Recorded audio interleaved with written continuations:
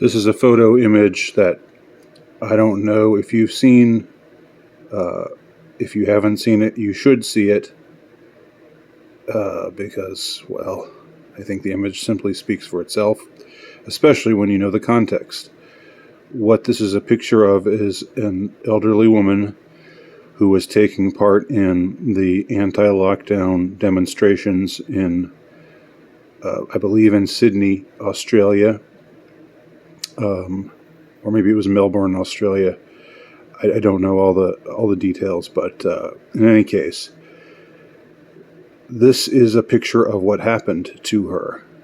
She is reportedly a woman in her 70s, and as you can see, she's down and covering her face, and two cops are spraying her in the face with what looks like mace.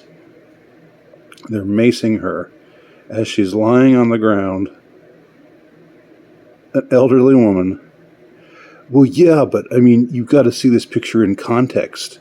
You know, she probably was, about to get up and attack them, and they were afraid of her, and they had to do what they did.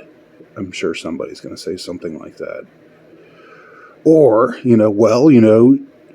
all that people need to do right now is just be compliant, and she was non-compliant. She was actually out there demonstrating, and that's just going to prolong this lockdown even longer. It's going to go on even longer when people like her are out there demonstrating. We don't need these 70-year-old women out demonstrating. They deserve to get treated this way. They deserve to get maced in the face by two riot cops, two thugs like these two guys. How are they feeling? What's going through these?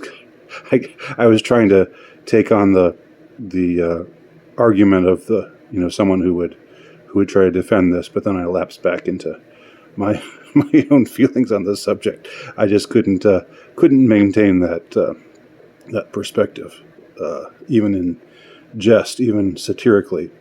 I'm wondering what's going through these two men's minds as they're doing this. They're thinking, how can this be anything but sadism? How can this be anything but a desire to inflict pain on someone who is elderly and helpless? Who are these two cops? What are their names?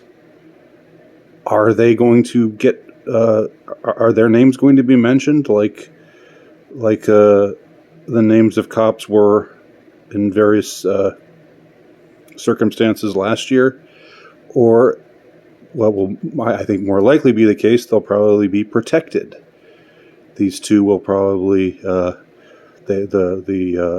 Australian police force, whichever division of the Australian police force they belong to, will decline to release their names, and they'll be protected. And notice they're wearing gloves too. They're wearing gloves as they mace